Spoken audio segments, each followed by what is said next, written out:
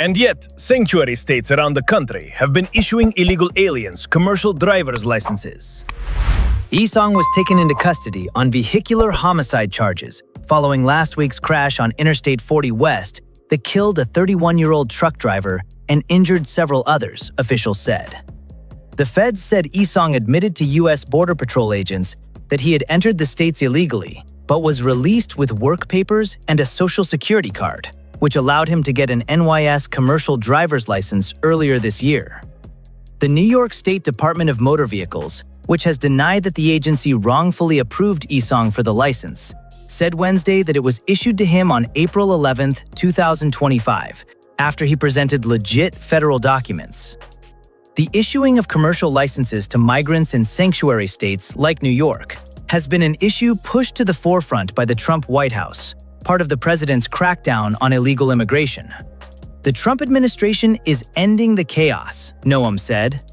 The brave men and women of ICE are working non-stop to get criminal illegal aliens out of our communities and off our roads.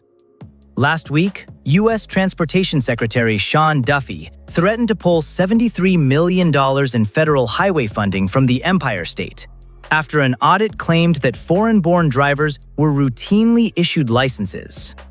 It's not just that Joe Biden let millions of migrants flood into our country illegally, Duffy said in a statement. His administration doled out the documentation these unqualified foreign drivers needed to obtain trucking licenses and operate 40-ton missiles on the highway. Isong was allegedly driving a tour bus along I-40 in Tennessee on December 9, when authorities said he became distracted while watching a video on his phone and smashed into a tractor-trailer. The collision caused a chain reaction, with the truck slamming into another 18-wheeler, which struck a passenger vehicle traveling in the opposite direction, the Tennessee Highway Patrol said. One of the truck drivers, a 31-year-old man, was killed in the wreck, while at least a dozen others were injured, according to police. Cops said Isong failed an English proficiency test at the scene of the crash.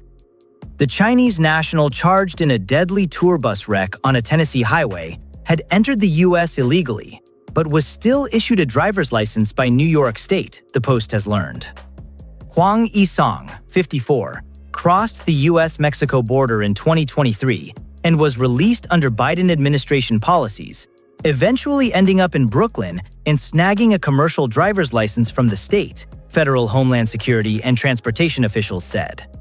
Far too many innocent Americans have been killed by illegal aliens driving semi-trucks and big rigs, Homeland Security Secretary Kristi Noem said in a statement to the Post.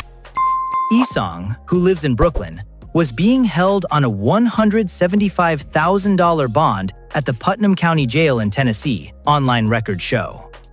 Governor Kathy Hochul's office did not respond to a request for comment Wednesday,